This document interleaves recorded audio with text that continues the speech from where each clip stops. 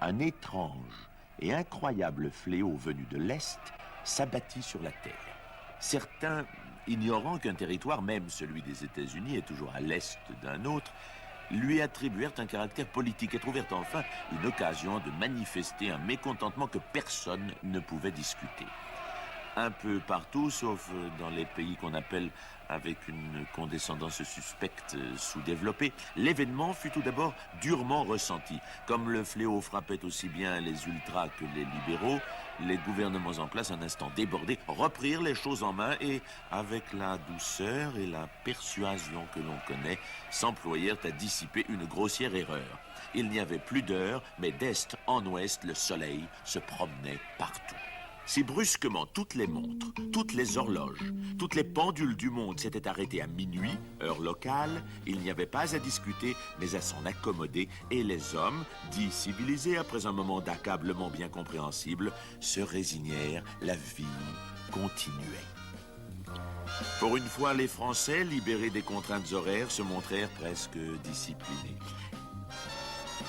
Et, comme chaque matin, dans un grincement qu'il croyait publicitaire, Monsieur Jules, soulevant son rideau de fer, signala à tout le quartier que sa boutique était ouverte.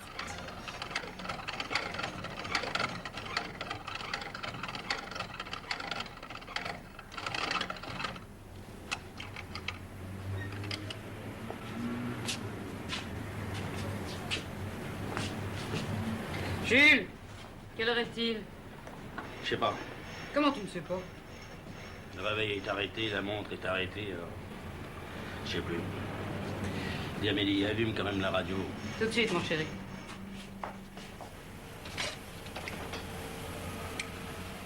Dès maintenant, le pays peut être assuré que le gouvernement est maître de la situation. Chers auditeurs, conservez votre sang-froid. Vaquez à vos occupations avec calme. Tous les services publics fonctionnent et fonctionneront, à l'exception de l'horloge parlante, qui, comme toutes les horloges ou montres du monde entier, est également arrêtée. Français, Françaises, ayez confiance et faites votre devoir. Comment je vais faire pour aller au Havre, alors? Dis donc, c'est pas la guerre, au moins? Mais non. Mais c'est quoi, alors? Comment veux-tu que je le sache, moi? Ils le savent pas eux-mêmes.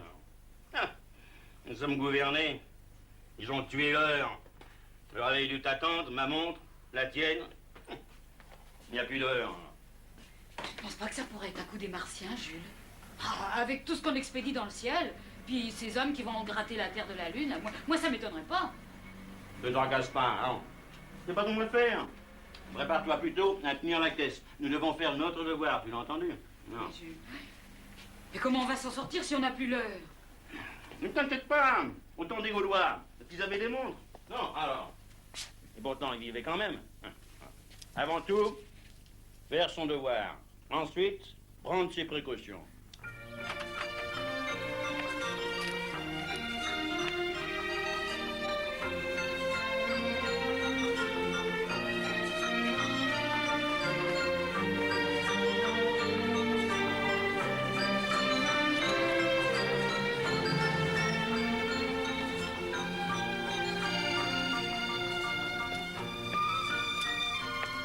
Tiens, c'est l'eau, hein. Ben, il est 8h15.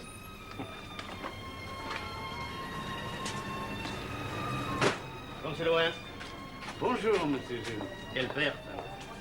Quelle perte? À l'heure. Nous n'avons plus l'heure. Vous ne saviez pas? Et il est 8h15, je vous l'assure, 8h15 et 30 secondes. Lui, il risque pas de se dérégler, hein. Parce que dans le genre chronomètre, c'est un exemple. Suivant des rues épargnées par l'agitation générale, le vieil homme, sans s'apercevoir de la moindre anomalie, avait gagné le cours Octave Gildas. Il était professeur dans cet honorable établissement qui, moyennant finance, remplissait de jeunes têtes d'un enseignement que la communale et les lycées donnent gratuitement. En cette période de surpopulation scolaire et de culture obligatoire, les élèves ne manquaient pas et les cancres étaient dorlotés. Un élève qui redouble rapporte plus qu'un premier. Cette vérité bien comprise est un gage de prospérité. En outre, rien ne prouve que le petit crétin d'aujourd'hui ne sera pas le ministre de demain. Au cours Octave Gildas, fondé en 1890, s'il vous plaît, pas plus que l'ameublement des classes, ses principes n'avaient varié, commerce et humanité.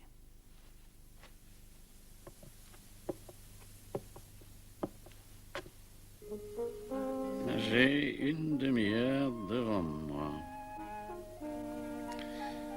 Une demi-heure pour me préparer, comme chaque jour, au combat inégal que je dois livrer. Ils sont 30 et je suis seul. Ils ont entre 11 et 13 ans et moi, il y a longtemps que je les ai plus. Localisons les points dangereux d'où partiront les attaques ennemies. Ennemies, un bien grand mot. Et pourtant ce banc m'inquiète.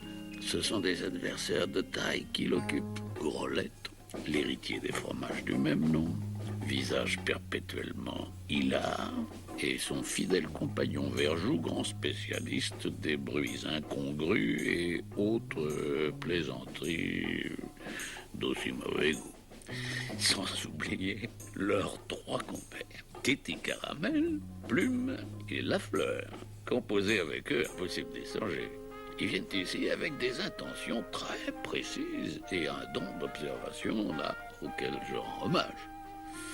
Mes manies, mes distractions leur donnent un avantage qui s'exploite pour la plus grande joie de tous. Et moi, qu'est-ce que j'ai pour me défendre? Les menaces, les punitions, bon, des armes d'une efficacité illusoire et qui peuvent se retourner contre moi. Un coupable devient très vite un martyr. Si je mets un élève à la porte de ma classe, je le prive d'un enseignement payé par ses parents. Ça n'est pas honnête. C'est pas honnête du tout. Avec l'appui des bons éléments du premier rang, je pourrais peut-être utiliser l'ironie, la raillerie. Non, je risquerais de blesser, si vous voulez, et blesser un enfant, jamais. Cette discussion quotidienne avec lui-même était ce que Serge Drouin appelait sa mise en train. Encore quelques minutes et un autre serait là. Un professeur indulgent et sans illusion, surnommé depuis longtemps tête d'horloge, en raison de l'exactitude d'une montre qu'il consultait ostensiblement. Réflexion faite, il y aura 2 derniers. Ex aequo. Il vaut mieux ne pas être seul à cette ultime place. Mais qu'est-ce qui se passe? Une affaire? Font-ils?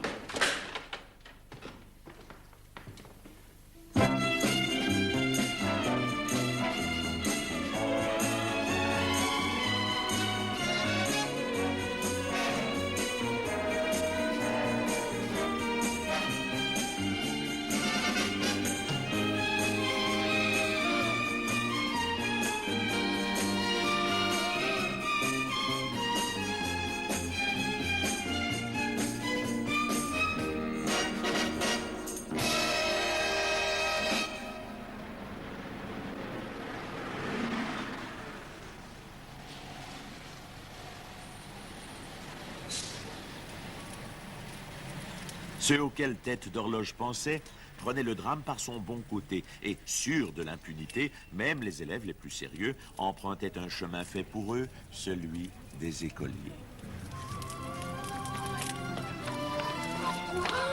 Oh là là, plutôt nerveux les papas. Alors qu'en dis-tu, Bralette? Ça me plaît. Qu'est-ce qu'il a dit ton père? Il a dit merde comme tout le monde et le tien. La même chose. Si on regarde, ça sent la révolution. Allez les gosses, circulez là, hein. Je vous emmène au poste, moi. Pardon. Messieurs, dames, vous voulez circuler. Il n'y a plus rien à voir. D'ailleurs, qu'est-ce qu'il fout? Ah, ça y est! Oh, ça y est! Mais qu'est-ce qu'il fait plus? En plume! Ils étaient en force, le moment était venu de prendre une décision que les événements commandaient. Alors, qu'est-ce qu'on fait? On va au cours ou on n'y va pas? Si on allait du côté de la chambre des députés, ça doit vachement fumer là-bas. Peut-être un peu trop. Oh, réfléchissons. T'as pas une idée, Plume? Et voir Tête d'Horloge chanteur, ce serait sans doute le plus marrant. Après une brève discussion, cette idée rallia tous les suffrages. Surprendre un professeur désemparé est plus rare que de voir les élus du peuple se chamailler.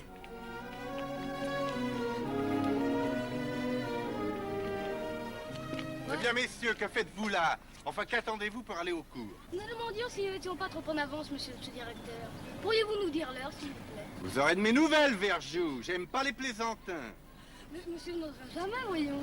Allez. Allez.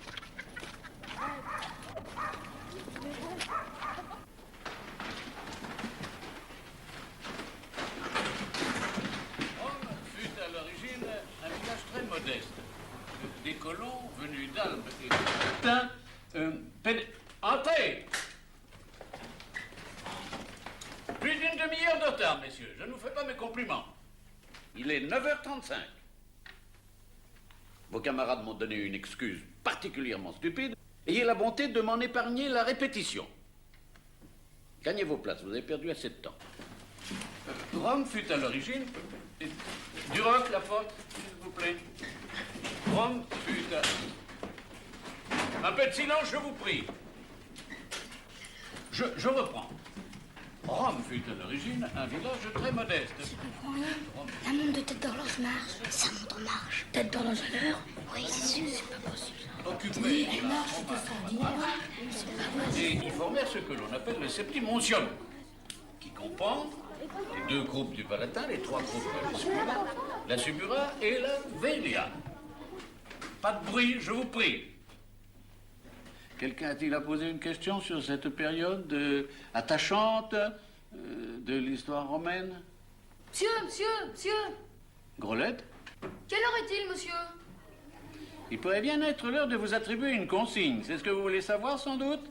Va pour la consigne. Mais dites-nous l'heure si vous la savez. Nous vous en prions, monsieur.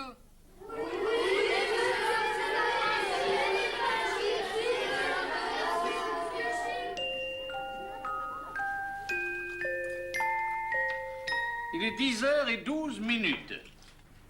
Vous en êtes sûr, monsieur? Absolument. Mais maintenant que l'un de vous m'explique clairement ce qui se passe. Oui, monsieur, toutes les horloges sont arrêtées. Toutes les montres aussi. On a tué l'heure. Les montres ne marchent plus. Ils l'ont dit à la radio. Un vrai fléau. Une vraie catastrophe. C'est la maladie des pendules. Une catastrophe. Un véritable désastre. C'est comme la guerre. C'est comme autant des Gaulois, monsieur. Oui, il n'y a plus que votre montre qui marche, monsieur. C'est une montre unique au monde. Ma montre? Ma montre? Unique au monde? On va certainement vous nommer président de la République. Moi, je serai vous. Je mettrai ma montre à la banque. Dès qu'on saura qu'elle marche, on essaiera de vous appliquer. Faudra vous méfier, monsieur. Il y a du danger. Il est toujours dangereux d'être l'exception dans une communauté, dans une société, à plus forte raison dans un monde bouleversé. Lafleur, assez peureux de nature, l'avait tout de suite compris, et Tête d'Horloge le comprit aussi, car son rire s'éteignit. Entrez. Bonjour, monsieur Drouin. Réunion des professeurs dans le bureau de monsieur le directeur quand la cloche sonnera. Quelle histoire, monsieur Drouin. Quelle histoire. Qu'est-ce qu'il faut faire, mes enfants? Il n'y a qu'à rien dire. À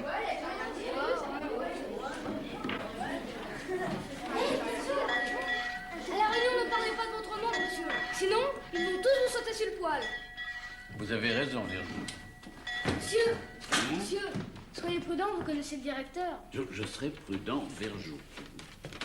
De mon côté, je compte sur vous tous. Hein. Pas un mot aux classes voisines. Soyez tranquille, monsieur. S'il y en a un qui ouvre la bouche, je lui casse la... Bon, à son retour, nous verrons pour la suite. Et maintenant, les enfants, écoutez-moi.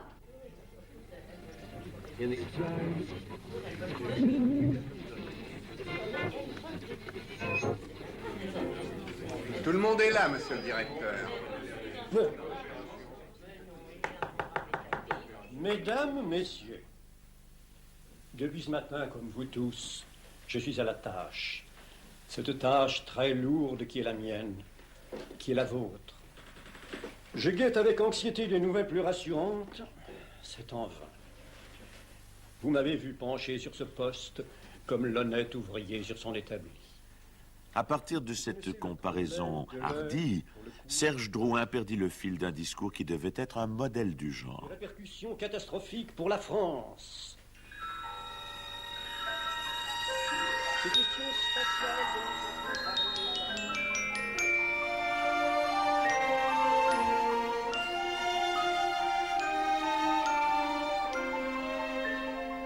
De temps en temps, son oreille était accrochée par un mot. Horloge. Octave Gildas. Cours. Élève. Montre.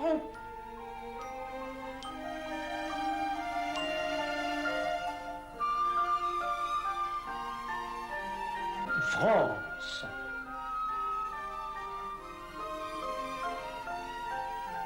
Un soir, nous étions seuls.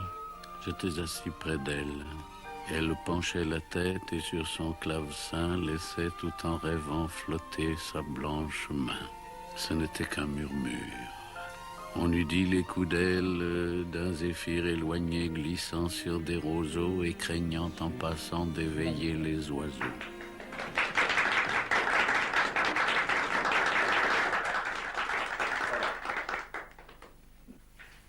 Merci, merci, merci.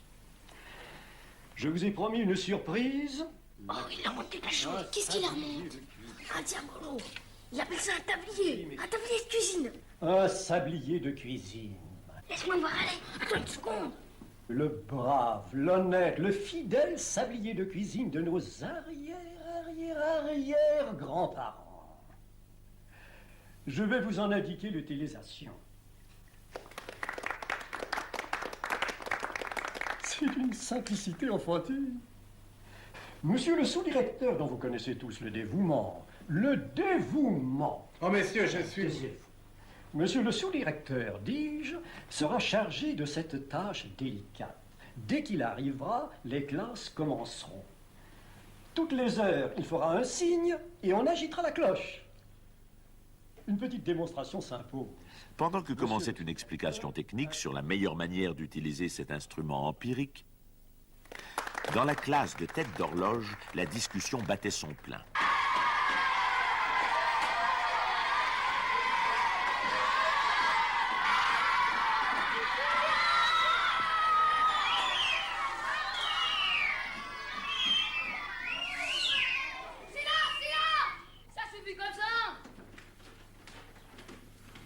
Allez, à toi, Virginie.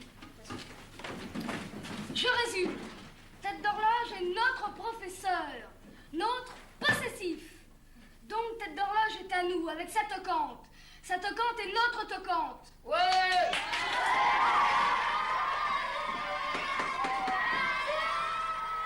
Là-dessus, pas de discussion, tous étaient d'accord pour s'approprier le bien d'autrui, les chers petits. Notre devoir est de veiller sur elle et sur lui. Nous serons les seuls au monde à avoir l'heure. Vous voyez les avantages de cette supériorité? Personne ne les voyait très bien encore, pas même l'orateur, mais tous répondirent oui, avec sincérité. La fortune de tous dépend du silence de chacun. Cette belle phrase n'obtenant pas de succès, Plume se fit plus directe. Bon, Grolette a promis de casser la gueule au premier qui parlerait. On a un secret. Si par malheur l'un de vous bavarde, il n'y a plus de secret. On devient comme les autres et tête d'horloge, avec sa patate, tombe dans le domaine public. Il faut jurer de ne rien dire. Pas même à nos parents? À personne. Vous avez compris, les filles? Non mais dis donc, pour qui nous prends-tu? On est deux sables. Mon grand-père était général. Oui, général à cheval. On verra. Dites tous, je le jure. Je jure.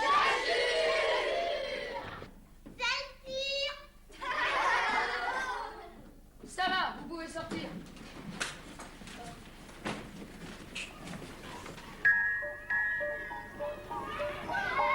Affirmer que le manque d'heures préoccupait beaucoup les générations montantes eût été mentir. Et pourtant... Les filles, c'est toujours les filles. Faudra avoir un œil sur les nanas. Vu? Vu. Et vous deux? Vu. Maintenant, j'ai une idée. Une idée extra. On va vendre de l'heure. Vendre de l'heure? Ça ne peut pas se vendre. Vendre l'heure à qui? Combien ça vaut Qu'est-ce qui vaut cher? Ce qui est rare. Qu'est-ce qui est rarissime aujourd'hui? C'est l'heure. Vous me suivez bien? Oui. Qu'est-ce qui paierait cher pour avoir l'heure? Ceux qui en ont besoin. Le marché est vaste aujourd'hui. Nous pourrons sélectionner nos clients. Oui, mais comment leur vendre? Ça ne se livre pas comme des camemberts, là. T'en fais pas, on trouvera un moyen. Le principal, c'est d'avoir la marchandise. Attention, voilà le fournisseur. Alors, monsieur? Soyez pas inquiets, mes enfants, je n'ai rien dit. Pardon, monsieur, s'il vous plaît. Oui. Est-ce que je pourrais vous demander une faveur? Laquelle, mon petit? Est-ce que vous pourriez me donner l'heure? Mais oui. Il est très exactement 11h13. Oui, mais est-ce que vous pourriez nous la donner le matin, l'après-midi? Chaque fois qu'on vous la demandera. Ça vous dérange pas, monsieur? En attendant, allez vous asseoir. Merci, monsieur, vous êtes chic. Asseyez-vous et écoutez-moi. Silence! Merci, Grolette. Comme je ne peux pas consulter ma montre trop souvent pour vous donner l'heure, ce qui, hors de cette classe, risquerait d'attirer l'attention, je vais vous indiquer des moyens simples d'être renseigné avec précision. Je ne vous apprendrai pas que mon existence est rigoureusement minutée. Nous devrons écouter tête d'horloge. Assis, Grolette. Je voulais dire, monsieur le professeur. Encore une fois, merci, Grolette. Veuillez maintenant noter les repères suivants. Vous y êtes? Tous les matins, je sors de chez moi à 8h14. Je franchis l'entrée du cours 16 minutes plus tard. À midi juste, je me rends au restaurant où j'arrive à midi 9h30. En outre, en cas d'urgence, vous pouvez m'aborder dans la rue. Je ne vous défends pas non plus, mais pour un motif grave, de venir frapper à ma porte comme ceci. 3 petits coups. 1, 2, 3. Je ne vous ouvrirai pas, mais je vous indiquerai l'heure. Et en échange de cette heure que je mets entièrement à votre disposition, je vous demande seulement de bien travailler. Tu vois, ils la vendent déjà, son heure. Ils la vendent cher. Nous devrons la vendre à un prix astronomique pour nous y retrouver. Demandez la lumière, des cadrans solaires à tous les carrefours. La France à la pointe du progrès. Demandez la toute dernière. La Tour Eiffel, le plus grand immeuble du monde. La toute dernière, mesdames. Les Français sont des privilégiés, leurs dirigeants successifs ne se lasseront jamais de le répéter. Demandez la toute dernière édition. Merci, monsieur. Voici. La toute dernière. Merci. Voilà. Des cadrans solaires à tous les carrefours. Voici, monsieur. Voilà. Demandez la toute dernière édition. Demandez la toute dernière.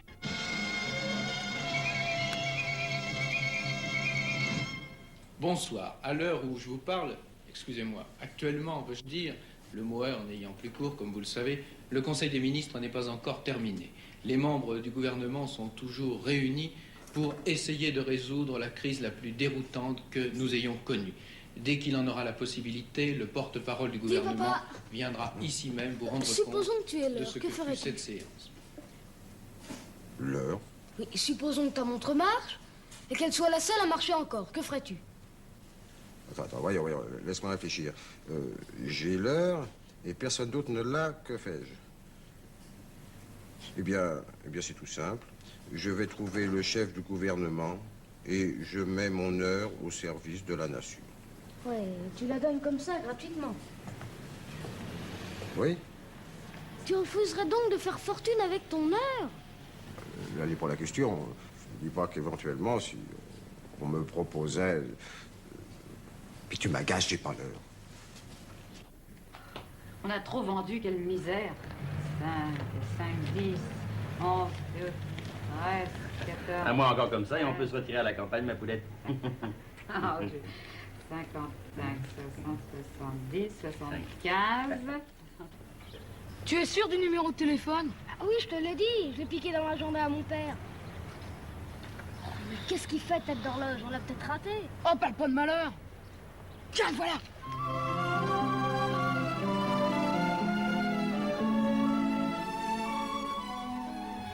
La veille, Grolette et sa bande, avec une rapidité qu'aurait pu leur envier bien des aînés, s'étaient constitués en une société anonyme et secrète baptisée Motus et décrétée d'intérêt public comme toute entreprise plus ou moins douteuse. Allô, monsieur Finefaisan? Oui, Finefaisan là, Paris. Il est 8h15. Attendez une seconde. Voulez-vous répéter lentement ce que vous venez de me dire? Il est 8h15. Plusieurs fois dans la journée, je peux vous donner l'heure. Une heure exacte. Seulement, il faudra payer. Réfléchissez. Je vous rappellerai vers midi. Vous avez donc une montre qui marche? La seule au monde qui... Écoutez, je voudrais... Ah, si ce n'est pas une plaisanterie, il y a une affaire extraordinaire à monter.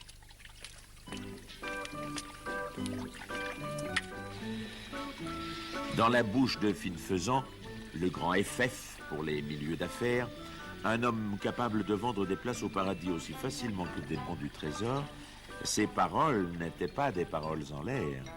Si j'obtiens l'exclusivité, il y a un gros coup à faire. Une fortune à ramasser. Je fonderai la société Clock and Clock.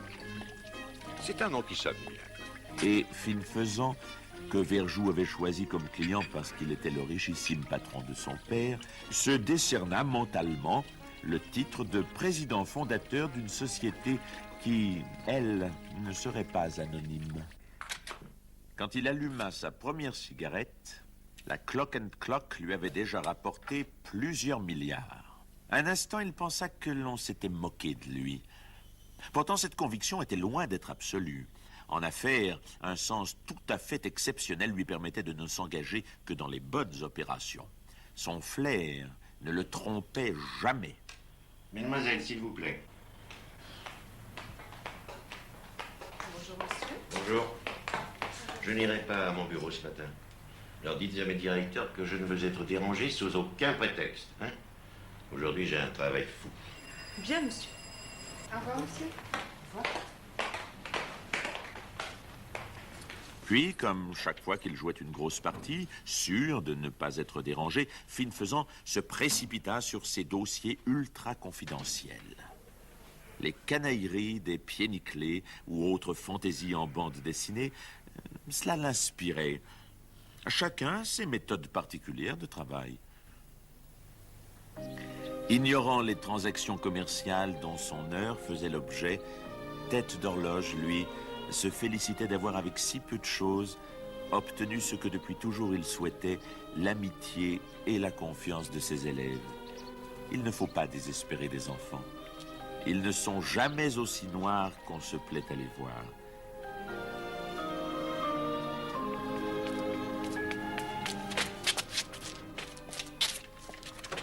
Le temps ne dut pas paraître long à Finefaisan, car il sursauta lorsque la sonnerie l'arracha à sa lecture. Il est midi et 2 minutes, monsieur. Avez-vous réfléchi? Oui. Combien? Dites votre prix, j'achète la montre. La montre n'est pas à vendre, monsieur. Je ne vous vends que l'heure. En exclusivité, hein? En exclusivité. La prenez-vous, oui ou non? En exclusivité. Je la prends. Combien? Vite, combien vous autres? 500. Pour vous donner l'heure le matin à 8h15, à midi, à 2h et le soir à 6h, ça sera 500 francs par semaine. Payable le jeudi. Sauf le dimanche, bien sûr. D'accord. On vous dira où et comment. Pas un mot à personne. Notre contrat serait rompu. Mais j'aurais préféré vous acheter la montre.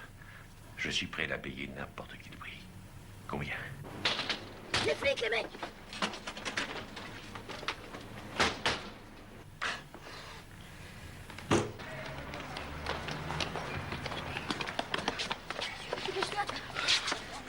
Ça y est. Ça marche, les enfants. Ça marche, c'est facile à dire, mais acheter ton téléphone, ça coûte cher. Et on ne sait même pas si Finefaisan paiera. La parole de Finefaisan, ça vaut une signature, ben un chèque, c'est bien connu. Qu'est-ce que t'en sais? Mon père me l'a dit bien souvent. Ça fait plus de 10 ans qu'il travaille chez Film Faisant. D'abord, pour téléphoner, inutile d'être 5. Titi, tu feras le service le matin. Plume, celui de midi. Toi, celui de 2 heures, et moi, le dernier. Et moi, je téléphone pas? C'est pas juste? Toi, t'es le caissier. T'as pas à téléphoner, mais à payer. Tu seras toujours avec l'homme de service, voyons. Et puis t'as pas à te plaindre. Oh, suffit. Avant jeudi, il faut le trouver un moyen de se faire payer sans être opéré. Il faut rester anonyme. Ne l'oubliez pas.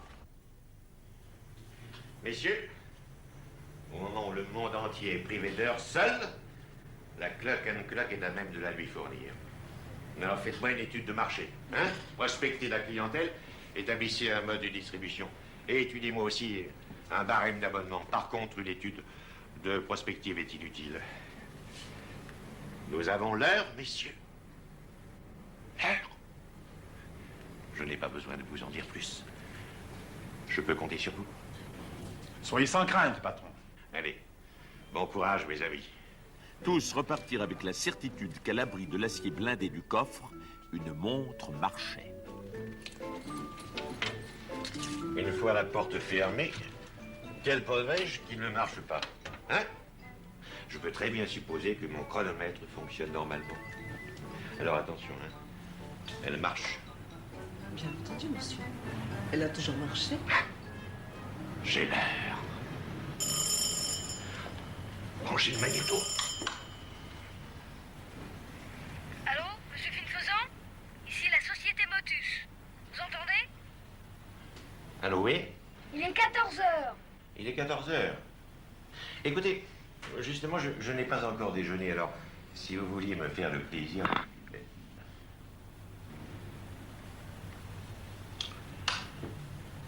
Rien à faire, il a raccroché. Allô, monsieur Finfaisant? Ici la société Motus. Vous entendez? Allô, oui? Il est 14 heures.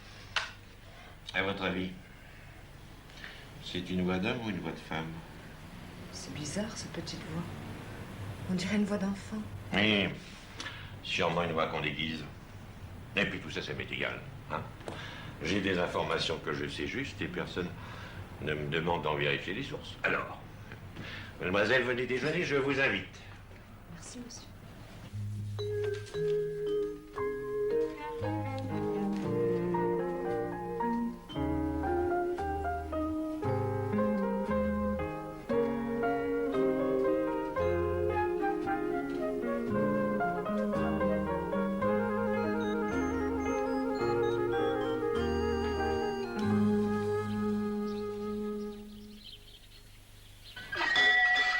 L'heure du surveillant général manque de rigueur. Travaillez, mes enfants. Comme il a suffi de peu de choses pour transformer 30 sujets moqueurs et bruyants en une petite troupe docile.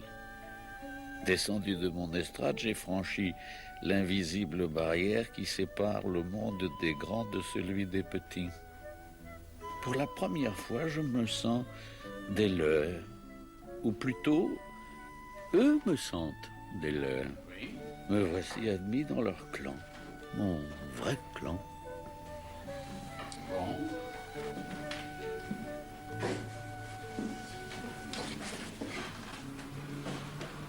Et j'ai dit, Pelle Rosamdas, tu donnes la rose à la jeune fille. Je donne pas des roses aux filles.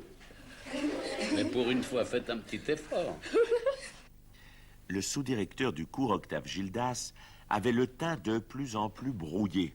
Il comptait le temps en nœuds mollets.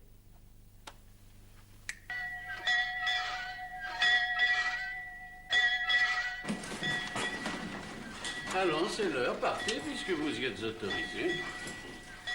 Maintenant, ceux qui préfèrent apprendre ici leurs leçons ou faire leurs devoirs peuvent rester. Pour moi, rien n'est changé. Je ne partirai qu'à 6 heures. Je fais comme vous, monsieur. Prévenez-nous à 6h moins 5, s'il vous plaît. Bien du rock. Mais prenez quand même un instant de récréation. Merci, monsieur. Oh, du... Eh, les gars, tête d'horloge doit bien comprendre que nous sommes avec lui. Avec lui, quoi qu'il arrive.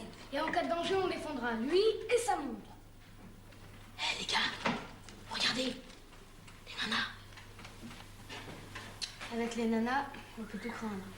Tu as raison, Verjou. Papa me le dit souvent. Fiston, souviens-toi de l'histoire d'Adam et Ève. Et méfie-toi des pommes. Tête d'horloge n'est peut-être pas au courant.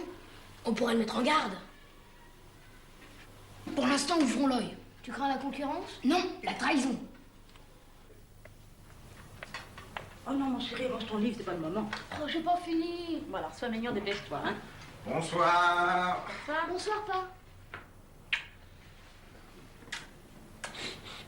Ah non, non, pas de carottes ce soir, ça fait 2 jours que nous en mangeons. Et maman, on a encore tout un stock. Ben, je m'en fiche, ce soir je vous emmène au restaurant. Oh oui, Écoute, chéri, c'est pas raisonnable, voyons, le dîner était prêt. Si, c'est une folie. Une folie? Ben tu veux rire, regardez-moi. Vous avez devant vous le gérant de la société Clock & Clock. Clock & Clock. Oui, une société fondée par M. Finefaisant soi-même. Depuis hier, nous avons déjà ramassé plus de 100 millions d'abonnements. 100 millions? Oh, mon chéri, c'est formidable. Et qu'est-ce qu'elle vend? De l'heure Finefaisant à une montre qui marche. Allez vous habiller, je vous emmène. Allez, viens vite, Félix. À mon avis, on s'est fait avoir. Finefaisant est un escroc et il prétend avoir une montre qui marche enfermée dans son coffre. Et grâce à ça, il gagne des millions. Votre avis, vous autres? Bon, une parole donnée est une parole donnée. Ouais, et puis 500 francs par semaine, c'est quand même une somme. Comment on pourrait dépenser plus? Et puis, les circonstances, les événements peuvent amener un commerçant honnête à réviser ses prix. Nous aviserons.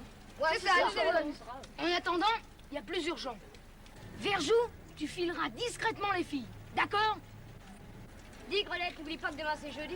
Ouais, il faut encaisser l'argent sans se faire prendre, hein. T'as trouvé un moyen? Bien sûr, écoutez-moi. 60 avalés. J'en ai 60 avalés. Ah bon? Tu me dis pas ce qu'a marché en ce moment, mais il a l'air nerveux. Ça doit être la chaleur. Mon chef, c'est exactement pareil. Il n'arrête pas d'aller et venir. Ça m'énerve. Qu'est-ce qu'on peut faire? Je ne sais pas, moi. Ne te retourne pas, Chantal. Il y a un crapaud qui nous suit. Lequel? C'est le crapaud Verjou. Que nous veut-il? Il a l'air de jouer au policier. Est-ce toi ou moi qui le suis? Nous allons le savoir. À demain, Chantal. Téléphone-moi. Oui, oui.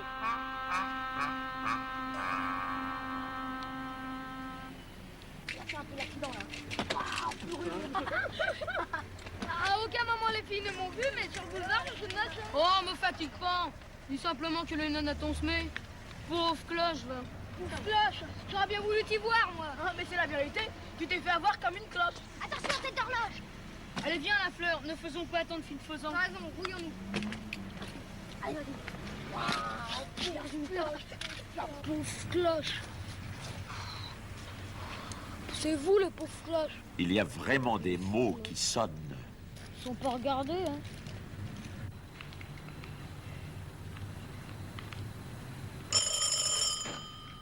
Allô? Oui? Une seconde, je préviens mes services. Allez-y, enregistrez. Allô? Il est 6 heures. Merci, c'est entendu. Je répète, la société moteuse procédera à l'encaissement de l'argent qui lui est dû. À l'endroit indiqué et à l'heure prévue. Pensez à la fleur et surtout pas... Pour demain, il me faut un homme de confiance. La moindre fausse manœuvre, il s'en est fait de la Clock & Clock et de ses millions. Il m'a prévenu, mais il paraît bien enseigné sur mes bénéfices. Et pourquoi n'exige-t-il pas plus? Il y a comme un mystère ou un piège. Et peut-être même un piège mystérieux. Verjou digérait plus mal encore que les carottes l'humiliation d'avoir été, par la faute des nanas, la risée de ses camarades. Pour ne pas perdre la face, il lui fallait accomplir un coup d'éclat. Félix, mon chéri, veux-tu aller me chercher des pommes de terre? Avec plaisir, maman. Tu finiras de te voir en rentrant, hein? D'accord. Fais-la mettre sur le compte. Verjou ne se le fit pas dire 2 fois. 5 kilos de pommes de terre, monsieur Jules. Je reviens tout de suite. Il le tenait, son coup d'éclat. Les risques que Verjou prenait étaient grands. Pour un élève, un professeur a toujours un côté effrayant. Et tête d'horloge, avec cette montre qui marchait, avait quelque chose d'un surnaturel peu rassurant.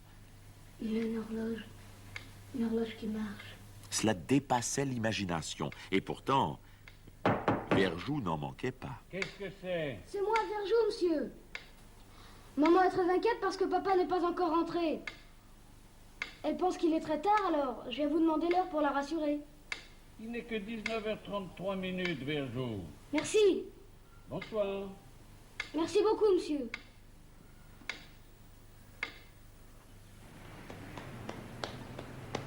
Ah, je vais fermer. Et voilà vos 5 kilos de pommes de terre. Bon, il est pas tard, il est 8h moins 25. Comment le savez-vous qu'il est 8h moins 25? Vous avez l'heure, peut-être? Bon, je disais ça histoire de rire. Histoire de rire. Vous croyez que j'ai le cœur à rire, moi? Ah, elle est propre, la jeunesse actuelle. Maman plaira demain, hein? Ouais, c'est ça. Je respecte plus rien. Plus rien du tout.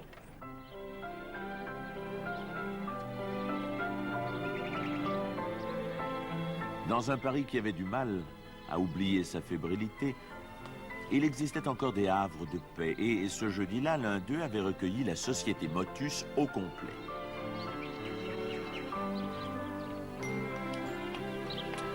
Les tièdes voluptés des nuits mélancoliques sortaient autour de nous du calice des fleurs. Les marronniers du parc et les chênes antiques se berçaient doucement sous leurs rameaux en pleurs. Nous écoutions la nuit. La croisée entr'ouverte laissait venir à nous les parfums du printemps. Les vents étaient muets, la plaine était déserte. Nous étions seuls, pensifs, et nous avions 15 ans. Verjou, répète-nous ce que t'as entendu chez Tête d'Horloge. Clac, clac, clac, toujours régulièrement. Pour moi, il a une pendule, y a pas de doute. Tu l'as pas vu, la pendule? Non, mais dis-moi qu'est-ce qui fait clac, clac, clac, à part une horloge ou une grosse pendule, un gros malin. Il y a quelque chose de diabolique dans ton histoire. Heureuse rencontre. Monsieur... Mais j'ai l'impression de vous gêner, hein? Non. Vous complotez quelque chose. Pas du tout, monsieur. Vous nous avez seulement un peu surpris. C'est vrai, monsieur. Votre passage ici n'était pas prévu dans l'horaire. Mais la fantaisie d'une petite promenade m'est permise. Oui. Ah, il est 2h32. Bonne journée. Bonne journée, monsieur. Merci. Je me demande s'il n'est pas un peu sorcier. Faudra en savoir plus. Hein. Non, ne mélangeons pas tout. Ça, quand on veut tout faire à la fois, on n'arrive à rien. Hein? C'est juste. Aujourd'hui, le fric, après, on verra. Chacun a son paplard? Oui. Ouais. L'envoyé de Finefausan aura une rose à sa boutonnière. Il déposera le paquet dans la corbeille et partira sans se retourner.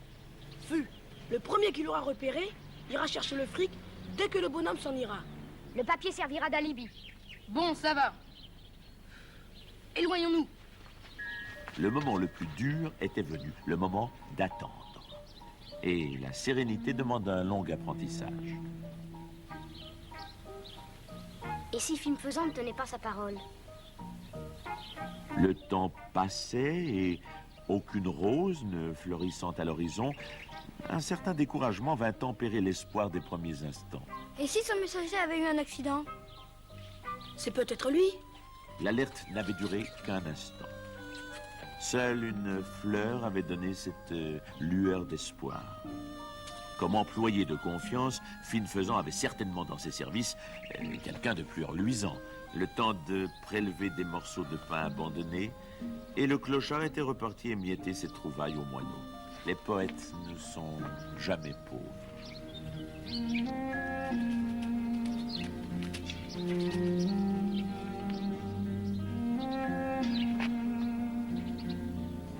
Plus que les autres, Verjou s'inquiétait. Vis-à-vis de ses amis, son honneur était en jeu.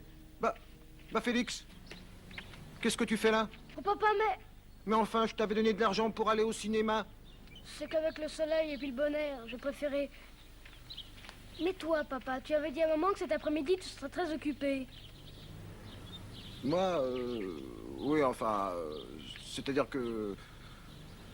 Dis donc, mon petit Félix, ai-je des comptes à 30, veux-tu que... Le hasard a de ses ironies. Ne les regardez pas.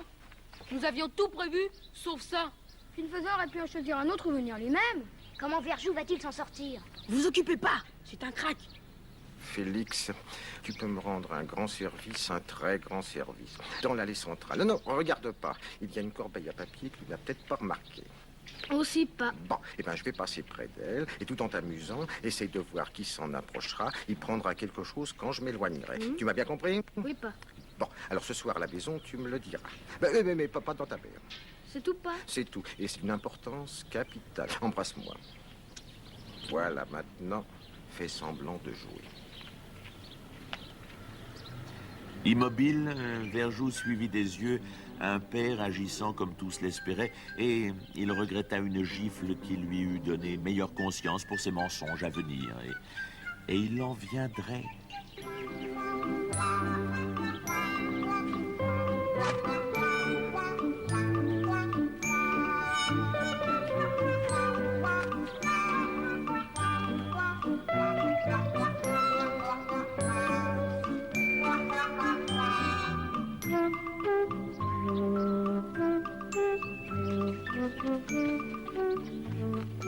Je donnerais cher pour savoir ce qui les rend si joyeux. Ils ne m'ont même pas vu. Allez, venez ici, nous serons bien. Allez, Oh, du calme. À toi, la fleur. Merci. Mais dépêche-toi. Oh, tu sais, il y en aura pour tout le monde, hein. Qu'est-ce que c'est que cette lenteur? Allez, plus vite. Bah alors. Le mien, je le mets dans l'enveloppe. Ça sent bon. Où se sont-ils procurés tant d'argent? Par quels moyens? Et que vont-ils en faire? Cette question ne s'était pas posée une seconde à ses élèves. Quand on appartient à une société de consommation, ce ne sont en général ni les idées ni les envies qui manquent, mais les moyens. Et des moyens, pour une fois, ils en avaient.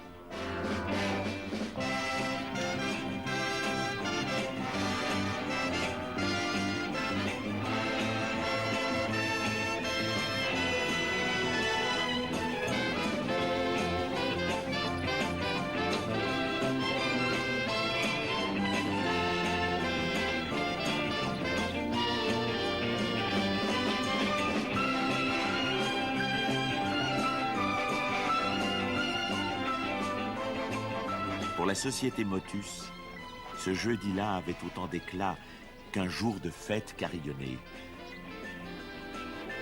C'était un 14 juillet, avec en plus la liberté.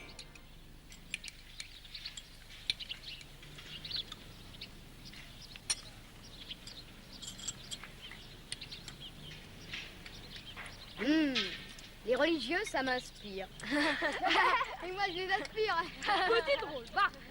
Alors, les gars, vous avez réfléchi? Qu'est-ce que je dois dire à mon pater?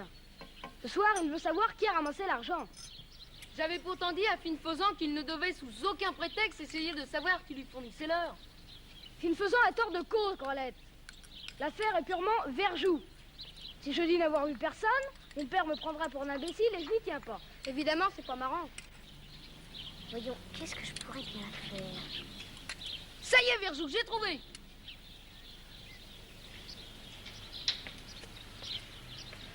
Bonjour, monsieur. Oh, restez assis. Bon appétit, mes enfants. Merci, monsieur.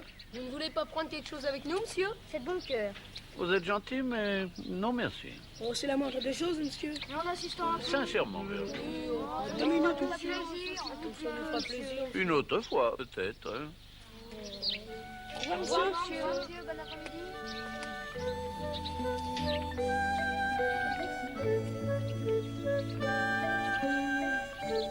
Curieux, hein? C'est bien la première fois qu'une telle chose m'arrive.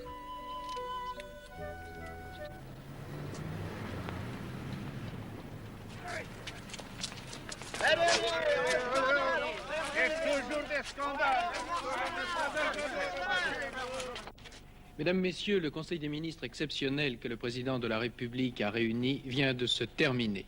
Ce n'est pas le porte-parole officiel du gouvernement qui, aujourd'hui, lira la traditionnelle communication.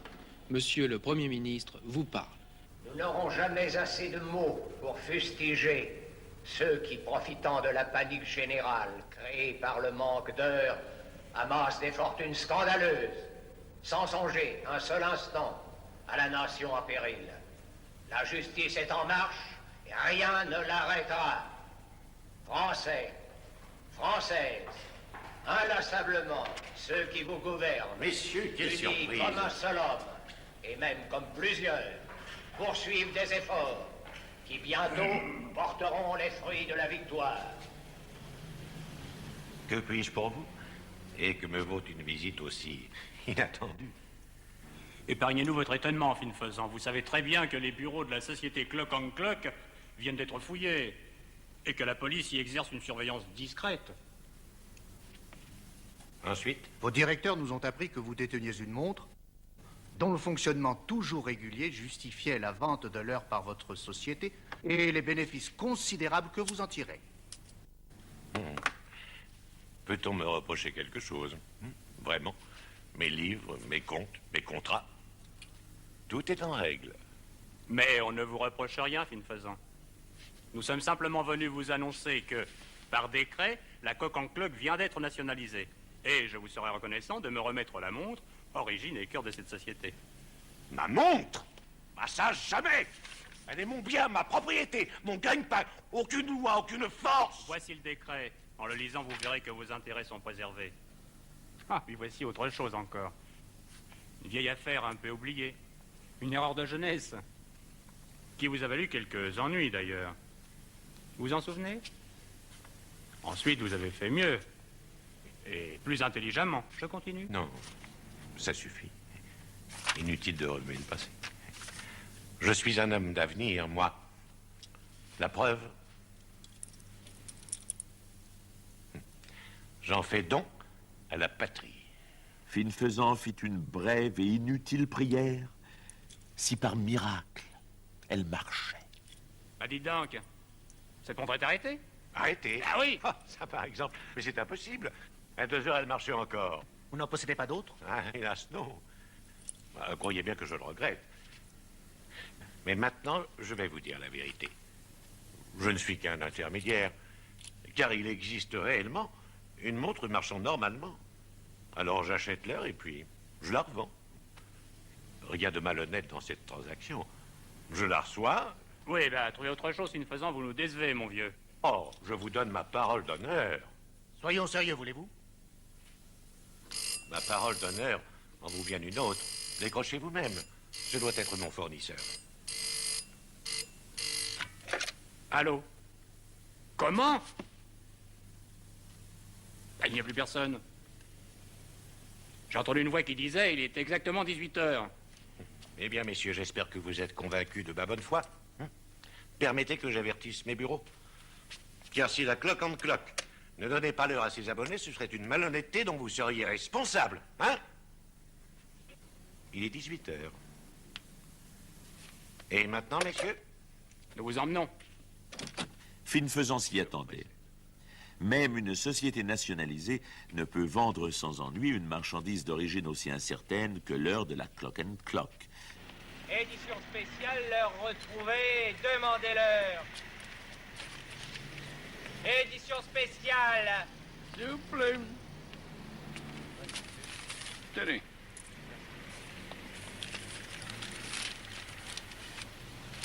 Édition spéciale, madame. Demandez édition spéciale. Dans la suite d'un accord entre le gouvernement et une puissante entreprise privée, la radio et la télévision française 4 fois par jour donneront l'heure au monde entier. À 8h15 le matin, à midi, à 14h et à 18h. Mais c'est l'horaire que j'ai donné aux enfants. C'est mon horaire. C'est mon heure. C'est mon...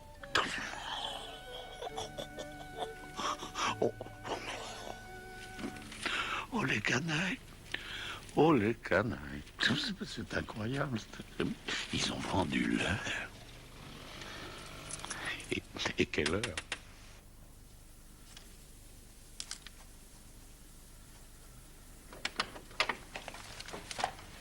Alors, Félix, tu as vu? Pourquoi pas? Mais comment quoi? Je t'avais dit de regarder dans la corbeille. Ah oui, pas. Tu peux dire que j'ai eu du mal parce que... Il y a un tas de gens... qui ont jeté des trucs dans la corbeille. Mais il me semble bien que c'est une religieuse qui a ramassé quelque chose. Une religieuse? Comment était-elle? Religieuse, pardi pas. Avec un voile sur la tête et puis des grandes manches sur les cachets-mains. Le choix d'une religieuse comme destinataire de l'enveloppe avait été dicté à Grolette par deux considérations. Le caractère miraculeux d'une montre marchant encore et le fait que les bonnes sœurs ont toujours besoin d'argent. Le mensonge de Verjou aurait ainsi une allure pieuse qui en diminuerait la gravité. Une religieuse. Comment n'y ai-je pas songé? Mais une religieuse de quel ordre, Félix? Ça, tu m'en demandes trop, ça ressemble toutes. Non, mais quelle était la couleur de son costume? Gris, bleu, marron, noir? Il était sombre. Et t'en dire plus serait mentir parce que j'avais le soleil dans les yeux. La confiance que Verjou père témoignait à son patron n'était aveugle qu'en apparence.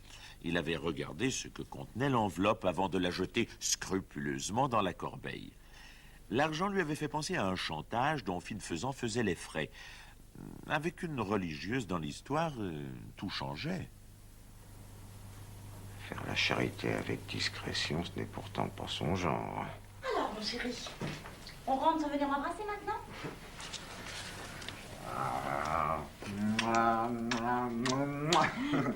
Que complotiez-vous donc tous les deux?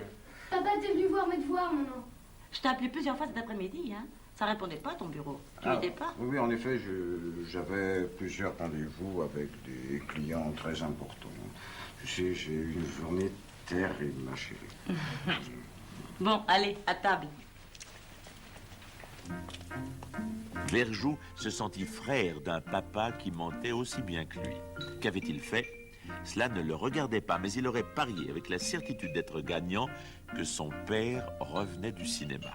Ah, Verjou père adorait les films de cow-boys. Les femmes ne comprennent pas ça. À table, Félix.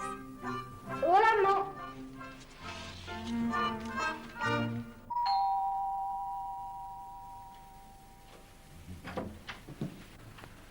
Monsieur Verjou, gérant de la société Clock & Clock. C'est moi, à qui ai-je l'honneur? Police, veuillez nous suivre. Pourquoi, comment? Pour affaire vous concernant. Mais quelle affaire? Vous le verrez bien, madame. Dépêchez-vous, on vous attend. Mais là, écoute, tu n'as rien à craindre, j'ai rien à m'approcher. Allez, en route.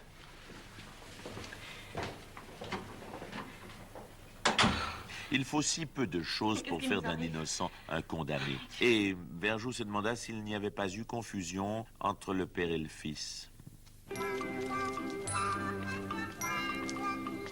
Cependant, fort avant dans la nuit, Finefaisant et son collaborateur quittèrent ensemble et librement un ministère où ils étaient arrivés séparément et sous bonne escorte.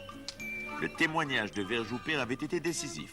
La Clock & Clock avait effectivement payé l'heure qu'elle vendait. Il avait même vu une bonne sœur venir prendre l'argent. Vous avez été sensationnel, mon cher. Patron, j'ai fait de mon mieux. Oh. Car pour l'invention de la religieuse, c'était du génie. Ah non, du génie. Vous ne m'avez pas cru? Oh, ah, je me connais trop pour espérer être l'élu de l'église. Non, laissons-les s'égarer sur cette piste, mon cher Verjou. Qu'il donne mon heure nationalisée puisque je suis dédommagé. Et qu'en apparence, ma société fonctionne comme avant. Mais la montre, c'est moi qui l'aurai le premier. Oh, mais patron, j'en suis certain. Nous étions seuls, pensifs, je regardais Lucie. L'écho de sa romance en nous semblait frémir. Elle appuya sur moi sa tête appesantie. Sentais-tu dans ton cœur Desdémona gémir, pauvre enfant? Tu pleurais. Sur ta bouche adorée, tu laissas tristement mes lèvres. Bonjour, monsieur Jules. Français, Françaises, vous venez d'entendre la voix de Monsieur le Premier ministre. Et voici maintenant l'heure officielle. 8h15. Monsieur Drouin est passé exactement à 8h15. Et alors? 25e, Gilles Le Pennec, 9 points. 26e, Jean-Louis Ferrero, 8 points. Tête d'horloge donnait les places d'une composition d'histoire où, contre toute logique, Lafleur était premier. Dernier ex aequo, Grolette et Vergeot. 5 points. Lafleur, tenez-vous tranquille et soyez modeste. Maintenant, voici le sujet de votre rédaction. T'as vu, c'est un tricheur, il a triché. Il a triché. Il a copié Lafleur. Oh, c'est toujours ceux qui sont copiés qui sont les premiers, c'est dégoûtant. Tu sais, c'est pas nouveau. Bien sûr, Lafleur avait copié. Tête d'horloge ne l'ignorait pas. Seulement, il n'avait pas été pris. Copier, c'est voler. Exprimer les remords de l'élève malhonnête. Il est 10h moins 5. Vous avez 1 heure pour faire ce devoir. Au travail.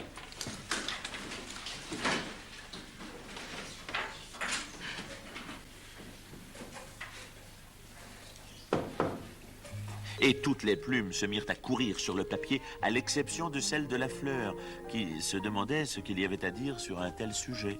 Sa conscience était pure. Aussi pure que le sable qui s'écoulait entre les mains d'un homme dont la patience était à bout. Il y a dans la vie des minutes à supprimer. Terminé.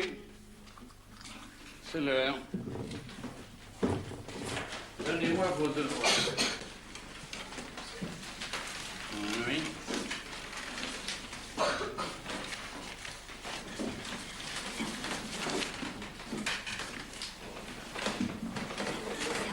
Le crime ne paie pas, c'est tout. C'est tout, monsieur. Lafleur, je n'aime pas qu'on se moque de moi. Vous me copierez 4 fois encore le chapitre de votre histoire concernant les guerres puniques. Vous montrez autant Vergeot.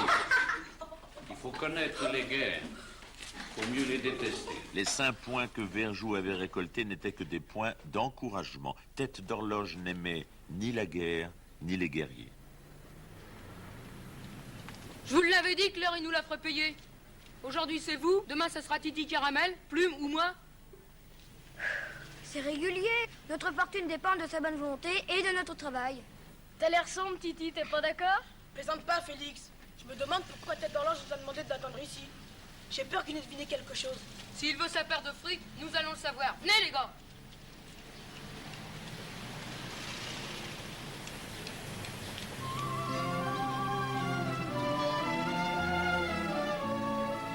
C'est à dessein que le professeur avait choisi un endroit isolé pour ce rendez-vous que la bande Grolette redoutait. Avec un peu de mystère, il avait plus de chance d'entrer dans un jeu auquel ses élèves ne l'avaient pas convié.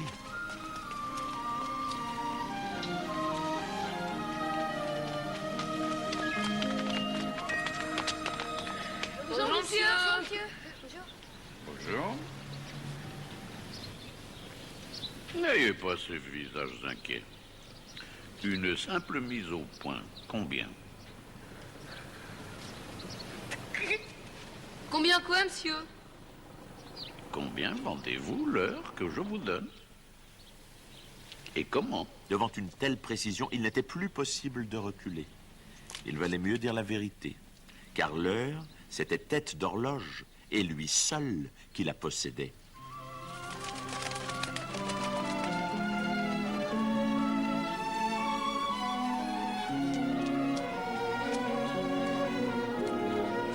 Quand Plume, à la recherche de ses amis, les retrouva, la confession se terminait. Et voilà, monsieur, c'est tout. C'est très intéressant. Tiens, voilà Plume. Ah, Plume! Alors, qu'est-ce qui t'arrive? Oh, j'ai du mal à vous trouver. Bonjour, monsieur. Bonjour, Duroc. Oh, tu peux parler, on lui a tout dit. Tête d'horloge est dans le coup. Hein. Oh, pardon, monsieur. Vous étiez souffrant ce matin, Duroc? Oh, un petit rien, monsieur. Une dent qui me faisait mal. Ah. Mais j'irai en classe cet après-midi. Alors, tant mieux. Ne soyez pas en retard. Et... Motus. Motus. Ah, Motus, Motus. Au revoir, monsieur. À tout à l'heure, monsieur. Cet après-midi. Il a rien dit pour le fric. Il nous a même pas réclamé un centime. Ah, et pour l'histoire de la religieuse venant prendre le fric dans la corbeille. Ah, il a franchement rigolé, hein. C'était pas très indiqué. Ils recherchent une religieuse, sûrement la nôtre. Ils ont fait une descente au Titi Téléphone. Ah, bon, on la Ah, ne riez pas. Une fuite a dû se produire. Quelqu'un a parlé. Je vais vous envoyer quelque chose. Il faut jurer de pas le répéter. Jurez. Voilà, hier soir, papa a été embarqué par 2 policiers. Il est revenu, bien sûr, mais il vaut mieux que ça se sache pas. Je suis sûr qu'il a parlé de la religieuse. Merci, Félix. C'est chic de nous avouer ça. Mon père, lui aussi, a été arrêté une fois pour une affaire de fromage livré à l'armée. Ça s'est très bien arrangé. La preuve, il en livre toujours. Et il a même été décoré. Bon, c'est pas tout ça. Qu'est-ce qu'on fait? Il faut prévenir tête d'horloge. Ça me paraît indispensable. Pas d'affolement. Assurons d'abord le service de l'heure. Allez, venez.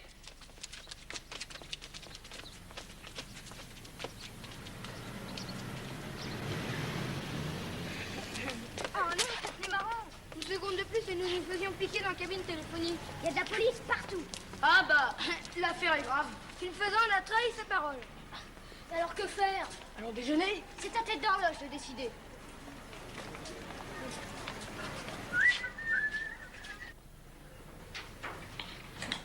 Ah, tout de même. Enfin, d'où viens-tu? Du coup? Tu as encore traîné. Et cette fois, tu n'as pas d'excuse. L'heure donnée par le gouvernement, c'est la même pour tout le monde, je le suppose. Enfin, ton père qui travaille tant... C'est bon. Allez, assieds-toi, Félix, et mange. Faut te habituer à une existence réglée. Grâce à la clock and clock. Oui, ton père va devenir l'associé de ce bon fin-faisant. Laisse tomber la clock and clock, papa. J'ai un pressentiment. Enfin, depuis quand les enfants se mêlent-ils de donner leur avis? Ils ont parfois un sens de la vérité qui nous échappe.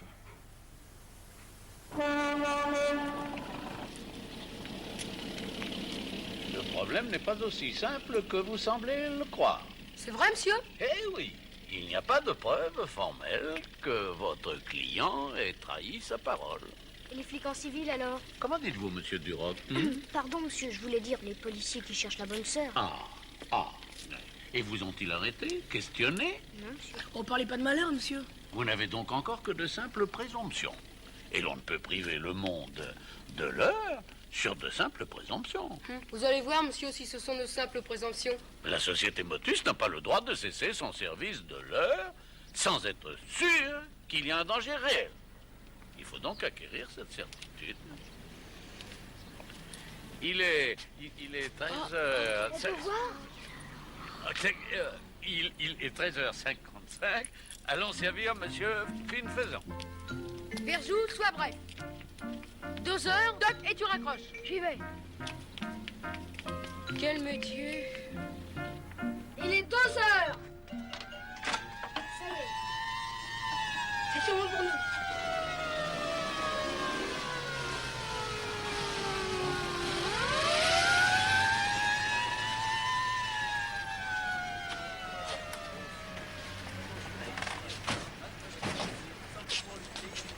Vous n'avez pas vu une bonne sœur? Oui, une religieuse qui téléphonait. Vous n'êtes pas tellement courant, ça se remarque. Qui cherche la bonne sœur qui a filé sur son vélo moteur? Oui, elle est partie sur un vélo moteur. Comment était-elle habillée? Comme celle-là. Faudrait pas se moquer de nous. Allez, vos papiers.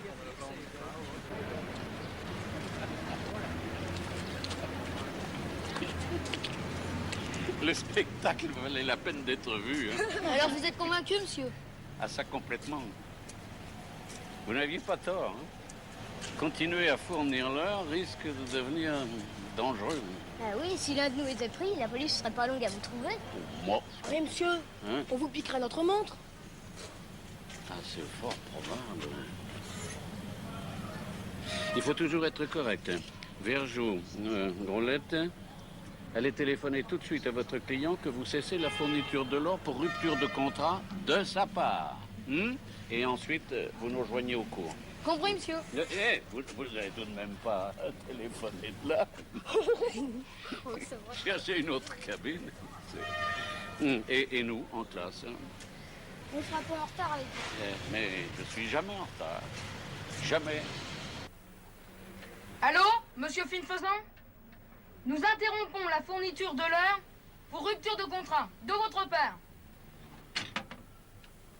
Mesdames, Messieurs, une dépêche tombe à l'instant sur nos téléscripteurs, je vous en donne connaissance, pour des motifs graves.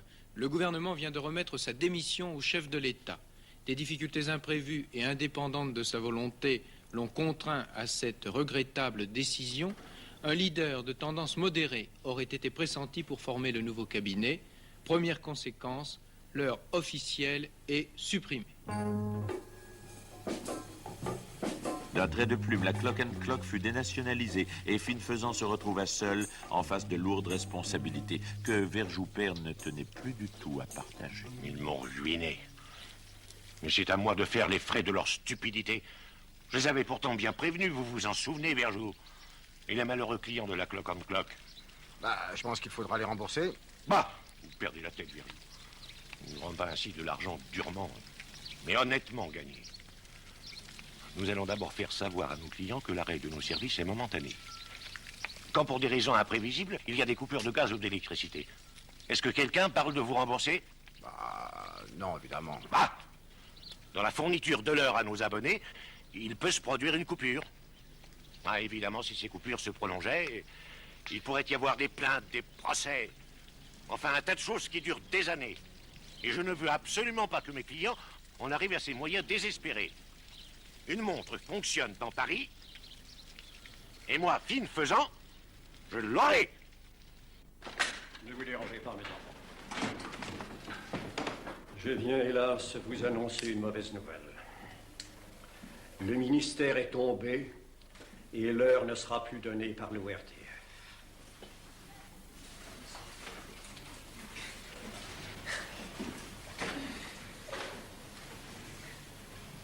À voir votre indifférence, monsieur Drouin, on pourrait croire que le manque d'heures ne vous gêne pas. Votre montre marcherait-elle par hasard? C'est-à-dire, monsieur le directeur, c'est-à-dire que ma montre...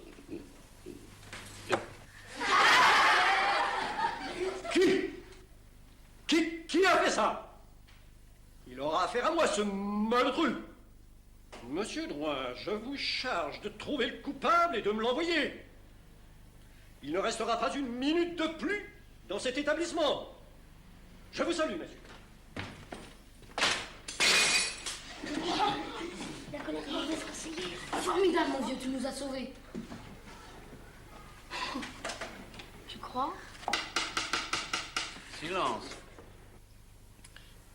J'accorde 5 minutes au coupable pour se dénoncer. Sa franchise m'incitera à demander son pardon. Vous pouvez bavarder, c'est l'heure de la pause.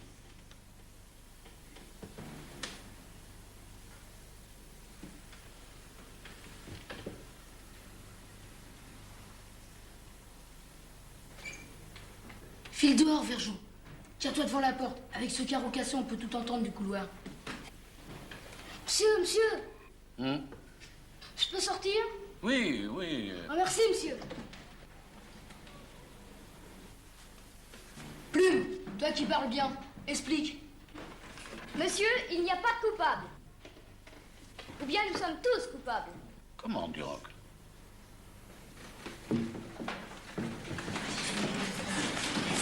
Voilà. On sait qu'un professeur ne doit pas mentir. Alors pour vous éviter de dire au directeur « ma montre ne marche pas », l'un de nous, au nom de tous, a fait ce qu'il fallait faire. Il n'avait pas le choix des moyens. Vous pensiez donc que j'allais répondre non? Évidemment, vous ne pouviez pas dire que votre montre marchait, puisque c'est le secret. Notre secret. Sous quelle forme s'expriment parfois les meilleurs sentiments? Évidemment. Toute la classe approuve, même les filles. Et en général, elles n'apprécient pas la grossièreté des futurs troupiers. Évidemment. J'appartiens désormais à leur monde. Il me faut jouer le jeu. Monsieur, dites au directeur que c'est moi. Et prévenez-le que s'il me renvoie, vous connaissez au moins 10 élèves qui partiront.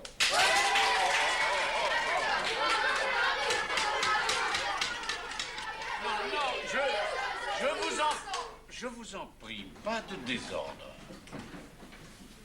C'est bon, Titi.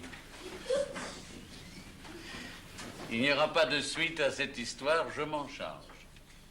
Merci Duroc. Regagnez votre place.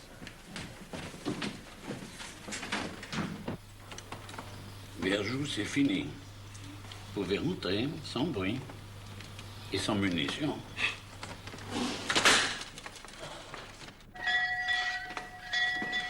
À 5h10. Eh bien, à l'instant, nous recevons un communiqué du gouvernement. Le gouvernement vient de lancer un appel sur ce phénomène et je vous donne lecture de ce communiqué. Au nom de la nation tout entière, le gouvernement adjure celui ou celle qui détient une montre, une horloge ou une pendule marchant encore normalement de se faire connaître de toute urgence. Et ce communiqué conclut que cette personne fasse au plus vite son devoir de citoyen. Guidé par un instinct sans défaillance, Finefaisant était allé de déduction en déduction. Seul un de ses proches collaborateurs pouvait avoir son numéro personnel et seul Verjou, son fidèle Verjou, habitait le quartier d'où partaient les appels téléphoniques. Les voix qui lui donnaient l'heure avaient la pureté de l'enfance. D'enfants également était l'idée de faire déposer l'argent dans une corbeille publique. Finefaisant tenait un maillon de la chaîne qui le conduirait à la montre. Le trottoir est pas si large pour vous, non? Non, mais dites donc. Oh! C'est plutôt qu'il est trop étroit pour votre inventaire. Ouais, bah dites donc, pour y faire attention quand même, non? Vous savez à qui vous parlez? Oui, mais bien ramasser aussi. Il a un culot, celui-là, il aurait pu nous aider, non? Tiens, voilà pour ta peine, Monty. C'est la bien mérité. Non, mais pour qu'est-ce qui se prend, celui-là, non? À qui croyez-vous parler, monsieur? Voyons, Jules, monsieur ne l'a pas fait exprès. Avec ce manque d'heure, on est tellement préoccupé. N'est-ce pas, monsieur? Vous avez raison, madame, 1000 fois raison. Et je vous prie d'excuser ma maladresse. Vous désiriez peut-être quelque chose? Nous avons de très beaux fruits exotiques. Ça y est, Amélie, je sais. Je sais. Qu'est-ce que tu sais? Mais qu'est-ce que tu sais? Calme-toi, voyons. L'heure. Je sais qui a l'heure. L'autre soir, j'allais fermer, le petit Verjou est venu me donner l'heure. Il sortait juste de l'immeuble où habite Monsieur Drouin, son professeur. Maintenant, je sais qui a l'heure, c'est Monsieur Drouin. Calme-toi, calme-toi. Où est-ce qu'il est, le monsieur, là? Jules, je me demande si tu n'as pas eu le tort de trop parler. Pourquoi ça?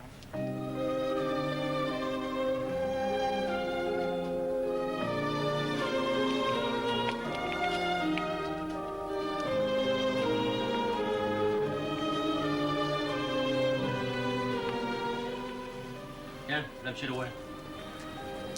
Ça, monsieur Drouin, il me semble que vous rentrez plus tard que d'habitude ce soir. Remarquez, c'est pas un reproche, hein? J'ai eu un petit contretemps. Une livre de pommes, madame, s'il vous plaît. Oui, monsieur Drouin. Écoutez, si je vous parle de l'heure, moi, c'est comme ça, pour causer, naturellement, parce que nous, on sait, alors. Seulement, on est discret, hein, Amélie? Mais qu'est-ce que vous savez? Bah, votre montre, pardi. Comment? Vous savez déjà qu'on me l'a volée? Volée?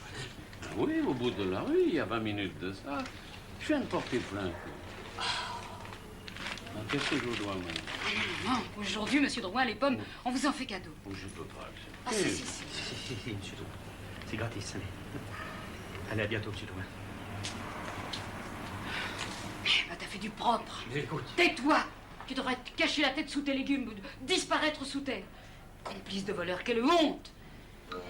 Prendre la montre avait été un jeu d'enfant pour un homme qui, à ses débuts, explorait quelques poches étrangères lors des fins de mois difficiles. Et maintenant, Finefaisant ne comprenait plus. La montre était arrêtée, et cela depuis de très nombreuses années. Le boîtier ouvert lui avait livré l'état désespérant d'un mécanisme hors d'usage. Finefaisant serrait avec irritation cet antique instrument dont le cadran jauni semblait le narguer. Et malgré tout, il ne s'avouait pas encore vaincu.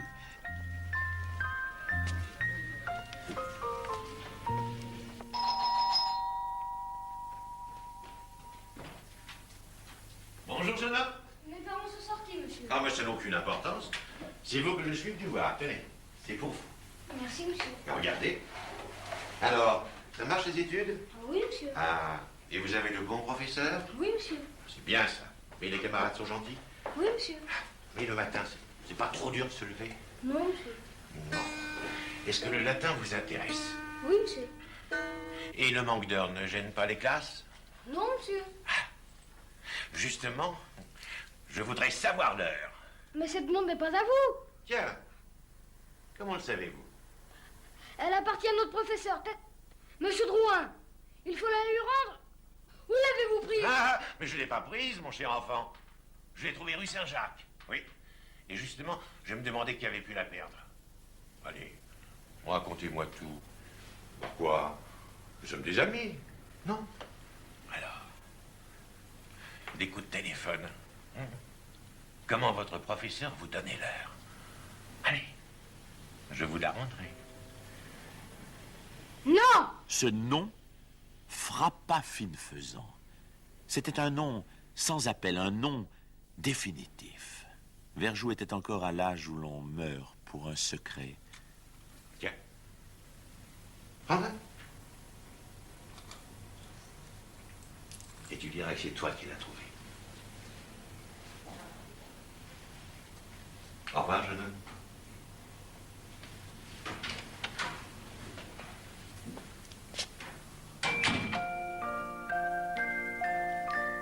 Et Verjou fut seul. Il ouvrit lentement la main sur la montre que sa chaleur avait tiédie, sans malheureusement lui rendre la vie.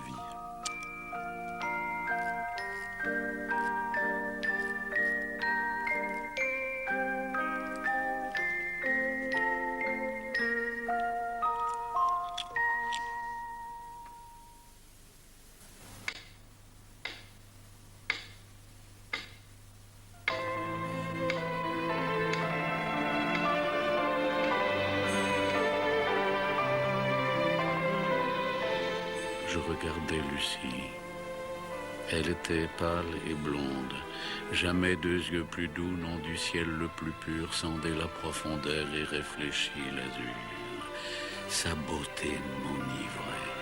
Je n'aimais qu'elle au monde.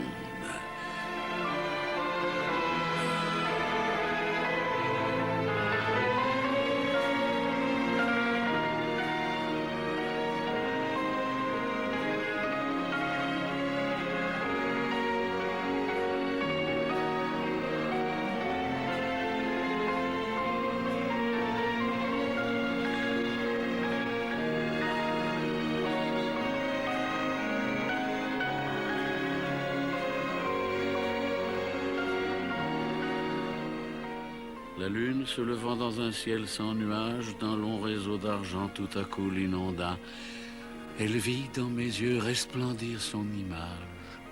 Son sourire semblait d'un ange. Elle chanta. Qui est là? C'est moi, Verjou. Verjou? Comment dites-vous? J'ai votre montre, monsieur, regardez. Oh, vous avez ma montre. Oui, heureusement que votre pendule marche. Ma pendule? Mais je n'ai pas de pendule, Verjou.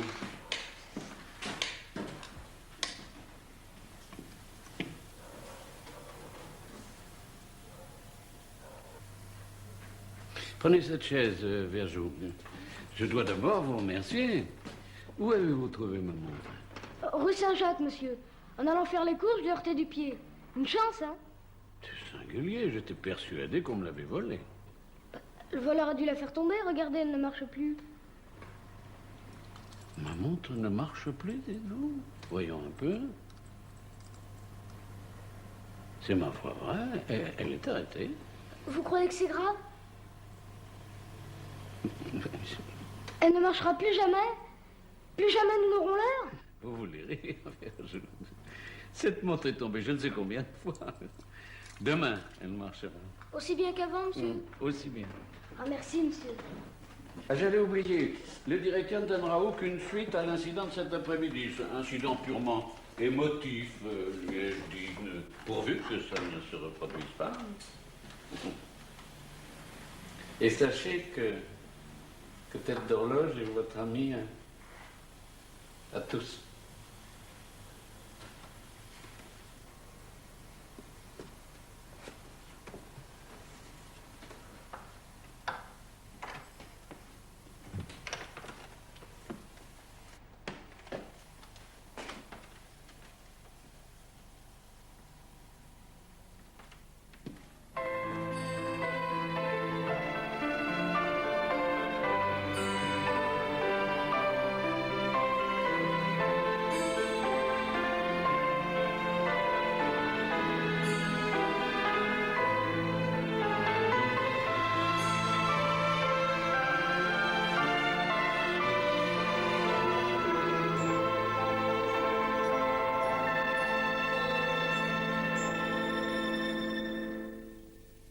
faut pas croire que Tête d'Horloge est aussi vue qu'une pension. Il y a une femme dans sa vie. Une nana? Non, pas une nana, une femme, et même une très jolie. J'ai vu sa photo sur le piano. À mon avis, le jeudi et le dimanche, il va la voir et ils font de la musique ensemble.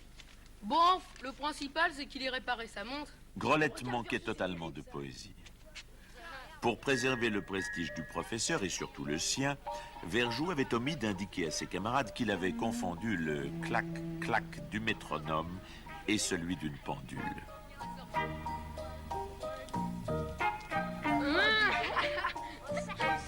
Hé, regardez!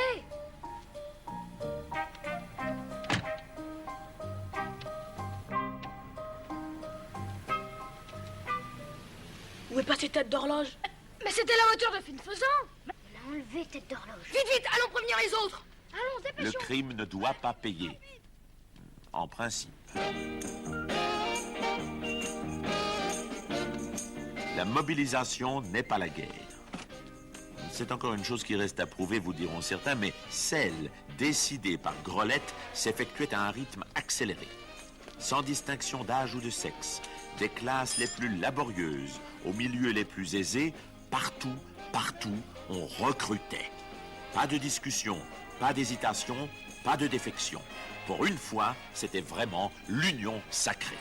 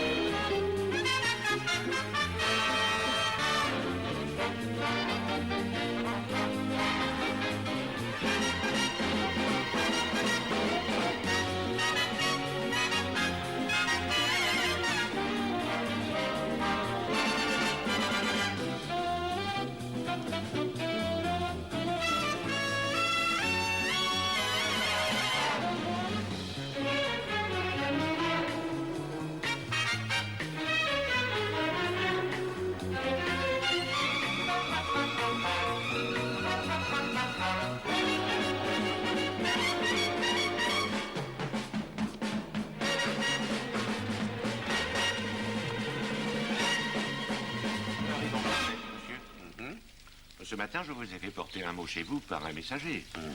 Et vous avez accepté que je vous prenne à la sortie du cours. Il s'agissait, selon ce mot, de leçons particulières à donner. Ah non, je vous en prie, ne revenons pas là-dessus. En voiture, nous en avons déjà discuté pendant plus de 10 minutes.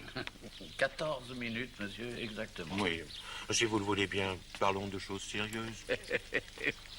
J'ai grand peur, monsieur, de n'avoir rien à vous apprendre. Vous n'êtes pas aussi naïf que vous voulez bien le paraître. Je ne suis pas naïf, monsieur, mais je tiens à rester candide. Vous savez très bien de quoi il s'agit. Parbleu. À la bonne heure. Je sens que nous allons sûrement nous entendre. Ah. Un cigare? Je n'en use pas, monsieur. Ah, vous avez tort, vous savez, ils sont excellents. Alors, un whisky, peut-être? Je n'en use pas non plus. Bon, allons au but. Un bel endroit. Menons au fait et ne perdons pas notre temps. Mais monsieur, le temps est définitivement perdu. Un peu plus, un peu moins, quelle importance. Mais il n'est pas perdu pour vous, en tout cas, le temps. Et c'est ce qui m'intéresse. Attention, monsieur. Qui vous dit que mon temps soit le vôtre? Mais il n'y a qu'un temps, monsieur. C'est celui dont on dit Tamis Monnaie. Vous croyez? J'en suis sûr. And what is money? Je vous prie. Eh, monsieur, tout. L'argent procure tout. Le plaisir, la puissance, et puis tout le reste. Ça. Comme vous dites, tout le reste. À la réflexion, monsieur, j'ai peut-être tout de même quelque chose à vous apprendre. Tiens, enfin vous vous décidez. J'ai 73 ans, monsieur. Je suis né... Ah non, vous n'allez tout de même pas me raconter votre vie. Vous êtes demandeur, non? Moi, je n'attends rien de vous. En fait, oui. Alors, allons-y. Foyer bref. J'ai 73 ans, je suis né à la campagne. Mon père était paysan, sans beaucoup de terre. J'ai grandi au rythme inégal des jours et au rythme constant des saisons. Le soleil était notre horloge.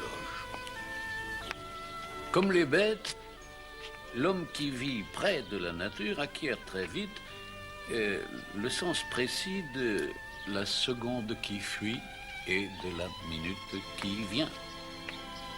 La durée a toujours été mesurée pour moi en tâches à accomplir, en germination des graines et en révolution des astres. Poète et paysan. Oui, j'ai déjà dû entendre ça quelque part. Virgile, plutôt. Ah oui. Continuez. Eh bien, dans ce temps paysan, instinctif, les oiseaux de François d'Assise furent mes premiers maîtres de musique. La musique. Autre rythme, autre alternance de rythme. Et c'est par la musique que l'amour est entré dans ma vie et l'a comblé. J'ai eu la joie insigne de rencontrer une jeune fille qui partageait ma passion pour la musique et de lui plaire. Nous nous sommes mariés. L'enseignement était alors pour nous un pis-aller. Nos ambitions étaient ailleurs. Ma femme et moi, nous ne voulions dans notre vie que l'amour et la musique. Hélas. Hélas, après trop peu d'années, la présence de celle que j'aimais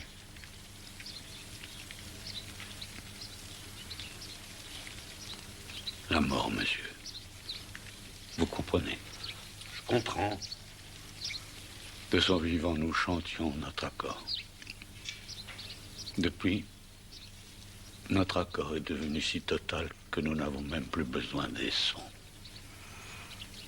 Chaque soir, sur mon piano muet, je rythme les battements de nos deux cœurs.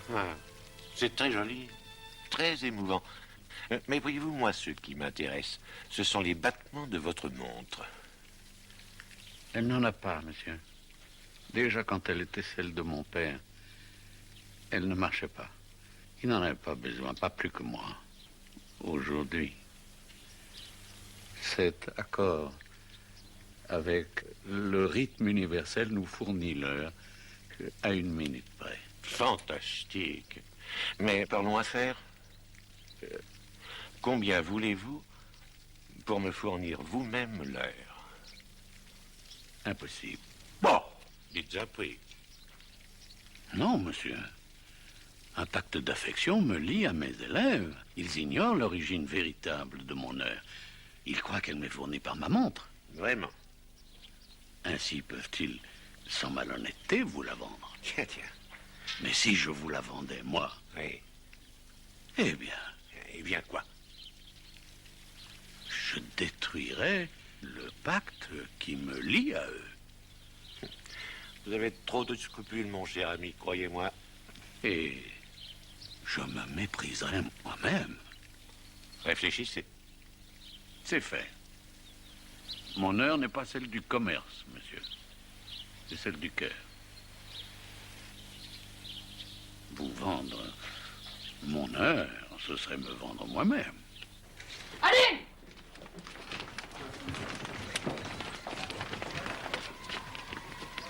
Qu'est-ce que c'est? Mes associés, je présume. Verjou a dû reconnaître votre voiture et ils doivent craindre que je ne sois en danger. Mais, monsieur, je vous en prie, ne détruisez pas leurs rêves.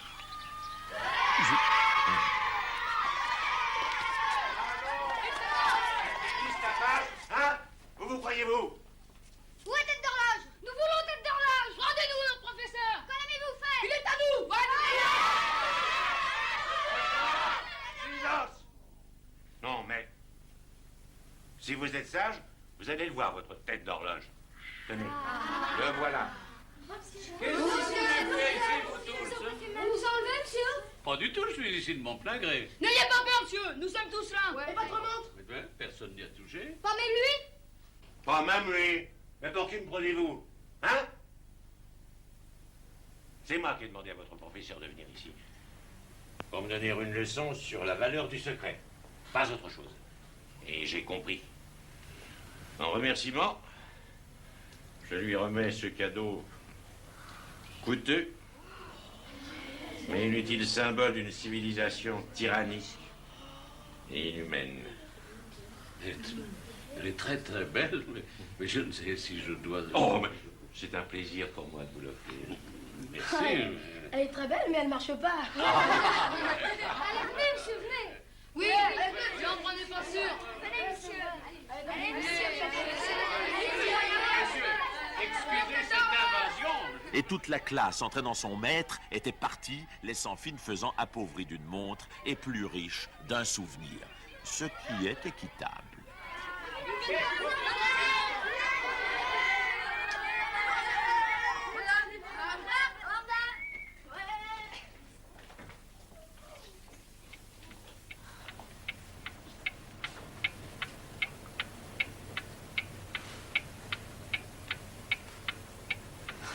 Il y a quand même des miracles.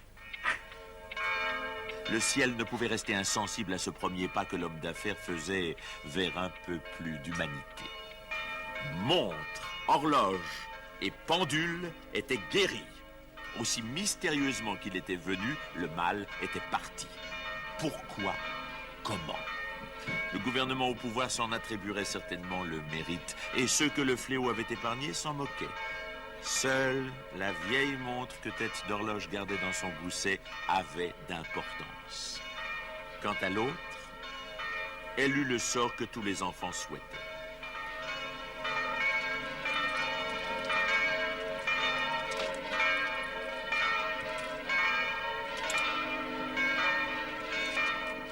Si cette histoire se termine, le rêve, lui, peut continuer. Oh, à propos, Finefaisant, qui avait réclamé la Légion d'honneur pour service rendu au pays, n'obtint que la médaille des épidémies.